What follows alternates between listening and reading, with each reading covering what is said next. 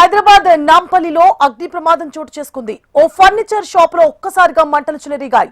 స్థానికులు ఫైర్ సిబ్బందికి సమాచారం ఇవ్వడంతో వెంటనే ఘటనా స్థలానికి చేరుకున్నారు. ఫైర్ సిబ్బంది మంటలను అదుపు చేస్తున్నారు. భారీగా ఎగిసిపడుతున్న మంటలకు స్థానికులు ఆందోళన చెందుతున్నారు. అయితే ఈ ప్రమాదానికి గురైన బిల్డింగ్ లో 2 చిన్నారులున్నట్లు తెలుస్తోంది.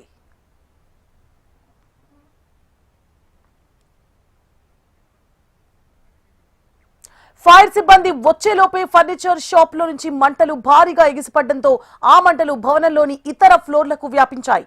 పొగ భారీగా వ్యాపించడంతో పాటు మంటలు కూడా చెలరేగడంతో భవనం లోపల చిక్కుకున్న వారిని కాపాడడం ఫైర్ సిబ్బందికి ఇబ్బందిగా మారింది.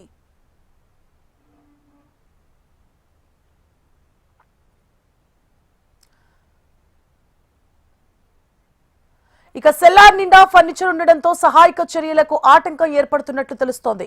సుమారు 10 ఫైర్ ఇంజిన్ల సాయంతో మంటలార్పే ప్రయత్నం చేస్తున్నారు. ప్రమాదం జరిగిన భవనంలో 2 చిన్నారులతో పాటు మరో 5 వ్యక్తులు కూడా ఉన్నట్లు తెలుస్తోంది. వీరిని కాపాడేందుకు ఫైర్ సిబ్బంది తీవ్రంగా శ్రమిస్తున్నారు. రోబో ఫైర్ మిషన్ ద్వారా ఫైర్ సిబ్బంది మంటలు అదుపు చేస్తున్నారు.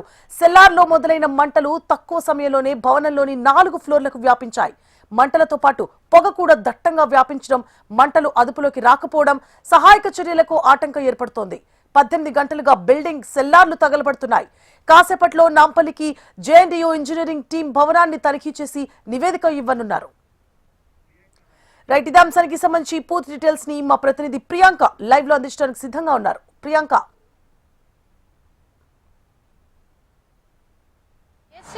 నిన్నటి నుంచి కూడా నాంపల్లి గోదాంలో అయితే మంటలు చెలరేగుతున్నాయి. ఇప్పటి వరకు కూడా మంటలు అయితే అదుపులోకి రాలేదు. మనం ఇక్కడ చూడొచ్చు విజువల్స్ లో కూడా మంటలపై ప్రయత్నం అయితే అధికారులు చేస్తూనే ఉన్నారు. నిన్నటి నుంచి కంటిన్యూస్ గా మంటలు అయితే అదుపులోకి తీసుకొచ్చేందుకు ప్రయత్నాలు జరుగుతూనే ఉన్నాయి. అయితే ఇప్పుడు చూసుకున్నట్లయితే కూడా అంటే లోపలంతా కూడా దట్టమైన పొగ అలుముకోవడము, అలాగే లోపలంతా కూడా ఫైర్ ఇంజన్ ద్వారా వెళ్లిన వాటర్ అంతా కూడా నిలిచిపోవడంతో కూడా ఇక్కడ రక్షణ చర్యలు అయితే కాస్త ఆలస్యం అయితే జరుగుతుంది. మనం ఇక్కడ చూసుకోవచ్చు జేసీబీ సాయంతో కూడా లోపలికి వెళ్లేందుకు అయితే ముందంతా కూడా హోల్ చేయడము, ముందున్న వాల్స్ అన్ని కూడా కూల్చివేయడం అయితే జరుగుతూ ఉంది. లోపలికి వెళ్లే ప్రయత్నం అయితే చేస్తున్నారు అధికారులు. ఇంకా లోపల చిక్కుకున్న వారిని చూసుకున్నట్లయితే కూడా 5 బాధితులు ఎవరైతే ఉన్నారో వారి కుటుంబ సభ్యులంతా కూడా బయటే ఉండి కన్నీరు మున్నీరుగా అయితే విలపిస్తున్నారు. అయితే మనం చూసుకోవచ్చు ఇక్కడ అంతా కూడా అధికారులు ఇటు ఎన్డీఆర్ఎఫ్ బృందాలు, డిఆర్ఎఫ్ బృందాలు, అలాగే హైడ్రా కూడా అందరు అధికారులంతా కూడా రంగంలోకి దిగి వారిని రక్షించేందుకు అయితే రక్షణ చర్యలు అయితే చేపడుతూనే ఉన్నారు.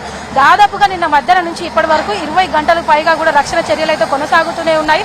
ఇటు ఫైర్ ఇంజన్లు కూడా వచ్చి మంటలార్పే ప్రయత్నం చేస్తున్నప్పటికీ కూడా ఇంతవరకు అయితే ఇక్కడ మంటలు అయితే కొలిక్కి రాలేదని కూడా చెప్పొచ్చు. లోపల దట్టమైన పొగ అలుముకోవడంతో కూడా అసలు ఏమి కనిపించిన పరిస్థితి అయితే ఉంది. కింద సెల్లార్లో చూసుకున్నట్లయితే కూడా అంటే గత 3 రోజుల క్రితం అయితే ఇక్కడ ఈ ఫర్నిచర్ షాప్ కోసం అయితే ఫర్నిచర్ అంతా కూడా ఇంపోర్ట్ చేయడం జరిగింది. అదంతా కూడా సెల్లార్లో ఉండిపోవడంతో కూడా మంటలు అయితే ఇంకా ఎక్కువగా వ్యాపించే అవకాశం కూడా ఉంది. లోపల ఫర్నిచర్ అంతా కూడా లెదర్తో చేసిన ఉంటవి, అలాగే వుడ్వి ఉంటాయి. ఆ ఫర్నిచర్ కోసం అవసరమయ్యే ముడి సరుకు, ప్లాస్టిక్ తో పాటు ఇతర రసాయనాలు కూడా లోపల అన్ని ఉంటాయి. కాబట్టి వీటన్నిటి ద్వారా కూడా మంటలు ఇంకా ఎక్కువగా అవుతున్నాయి లోపల. అయితే లోపల ఉన్న 2 చిన్నారులు ప్రణీత్, అఖిల్, అలాగే బేబీ అనే మహిళ కూడా వీళ్ళు ముగ్గురు అయితే ముందుగా మంటలు ఎదుర్కోవడంతో కూడా వీళ్ళని రక్షించడం కోసం అని ఇటు ఇంతియాజ్ అలాగే మహమ్మద్ హబీబ్ వీళ్ళు కూడా లోపలికైతే వెళ్ళడం జరిగింది. వీళ్ళు కూడా ఇప్పుడు అంటే లోపలికి వెళ్ళిన తర్వాత కాసేపటి వరకు కూడా వీళ్ళ ఫోన్లు అయితే పనిచేశాయి. తర్వాత చూసుకున్నట్లయితే కూడా వీళ్ళ ఆచూకీ కూడా తెలియకుండా ఉంది. లోపలంతా కూడా ఇప్పుడు కనీసం వారు ఉన్నారా లేదా, ఈ మంటల్లో పొగల్లో ఎక్కడైనా చిక్కుకున్నారా లేదా ఎక్కడైనా సురక్షితంగా ఉన్నారా అనే దానిపై ఇంకా ఎటువంటి స్పష్టత అయితే రాలేదు. అధికారికంగా కూడా ఎటువంటి సమాచారం అయితే లేదు. ఇప్పటికే అధికారులు అయితే ప్రయత్నిస్తూనే ఉన్నారు వాళ్ళందరినీ రక్షించే విధంగా కూడా. మనం ఇక్కడ చూడొచ్చు ఇక్కడంతా కూడా విషాద ఛాయలు అయితే అలుముకున్నాయి. చుట్టుపక్కలంతా చూడొచ్చు ఇక్కడ కుటుంబ సభ్యులంతా కూడా కన్నీరు మిన్నరుగా అయితే విలపిస్తున్నారు వారి కుటుంబ సభ్యుల కోసము. ఇక్కడంతా కూడా చుట్టుపక్కలంతా కూడా విద్యుత్ సరఫరాను కూడా నిలిపివేయడం జరిగింది. ఇక్కడ మరి ఎటువంటి ఘటనలు జరగకుండా ఉండడం కోసము, అలాగే ఇక్కడ ప్రాబ్లం కూడా సివియర్గా అవ్వడం కోసం కూడా విద్యుత్ సరఫరాను అయితే నిలిపివేశారు. అంతేకాదు ఇటువైపుగా వచ్చే వాహనాలు రాకపోకలను కూడా ఇక్కడ నిలిపివేయడం అయితే జరిగింది. అధికారులంతా కూడా నిన్నటి నుంచి తీవ్రంగా శ్రమిస్తూనే ఉన్నారు. సార్ చెప్పండి, ఇక్కడ సిచ్యువేషన్ ఎలా ఉంది, లోపల ఉన్న వారి పరిస్థితి ఎలా ఉందంటారు? ఏమో తల్లి, నిన్నటి నుంచి చూస్తున్నాము. మాకు బందోబస్తు డ్యూటీలోనే ఉన్నాము. లోపల ఉన్న వాళ్ళు ఇంకా రెస్క్యూ చేస్తూనే ఉన్నారు. మధ్యలో సార్ వచ్చింది, మేము డ్యూటీ చేస్తున్నాం, ఇక్కడ బందోబస్తు డ్యూటీ చేస్తున్నాం. మాకు తెలియదు. ఇక్కడ చూసుకోవచ్చు ఇంకా హైడ్రా కావచ్చు, ఇటు ఎన్డీఆర్ఎఫ్ బృందాలు కావచ్చు రక్షించడానికి ఇంకా సహాయక చర్యలు అయితే చేపడుతూనే ఉన్నారు. లోపల ఉన్న వాడి పరిస్థితి అయితే ఇంకా ఏం చెప్పలేమని కూడా వారైతే చెప్పడం జరుగుతుంది. అంటే నగరం నడిబొడ్డున ఉన్న ఈ నాంపల్లి ఫర్నిచర్ షాప్లో కూడా అంటే కింద సెల్లర్లో కేవలం పార్కింగ్ మాత్రమే అనుమతి ఉంటుంది. అలాంటిది ఇక్కడ చూసుకున్నట్లయితే కూడా ఫర్నిచర్ అంతా కూడా ఇక్కడ డంప్ చేయడం జరిగింది. అంటే అక్రమంగా అంటే నిబంధనలకు విరుద్ధంగా కూడా లోపల ఫర్నిచర్ అంతా పెట్టారు. ఇంత జరుగుతున్నా కూడా అధికారులు అయితే పట్టించుకోవడం లేదు. ఇక్కడ మనతో పాటు చెప్పండి రాజసింగ్ గారు, ఇక్కడ సిచ్యువేషన్ ఎలా ఉందంటారు? అలాగే ఈ మంటలు ఆర్పే ప్రయత్నం ఎలా కొనసాగుతుంది? లోపడున్న వారి సిచ్యువేషన్ ఇంకా ఎలా ఉంది? లోపటున్న సిచ్యువేషన్ అయితే చెప్పలేమమ్మా, ఎందుకంటే చాలా పొగ వస్తుంది. ఇప్పుడు కూడా మనం చూడొచ్చు, చాలా కండిషన్ అయితే చాలా బ్యాడ్ కనబడుతుంది. దాదాపు 20 గంటలైంది, 20 గంటలైంది, ఇప్పుడు కూడా పొగ అదే విధంగా వస్తుంది. దానికి ఏమి కూడా ఎవరు కూడా ఏం చేయలేరు. ఎందుకంటే మున్సిపల్ వాళ్ళు కానీ ఫైర్ అధికారులు కానీ అందరైతే ప్రయత్నం చేస్తున్నారు. ప్రతి ఒక్క ప్రాణాన్ని కాపాడుకోవాలి ఎట్టి పరిస్థితుల్లో అని వాళ్ళైతే ప్రయత్నం చేస్తున్నారు. కానీ ఎంతవరకు సేఫ్ చేయొచ్చు మనమైతే కరెక్ట్ అయితే చెప్పలేము.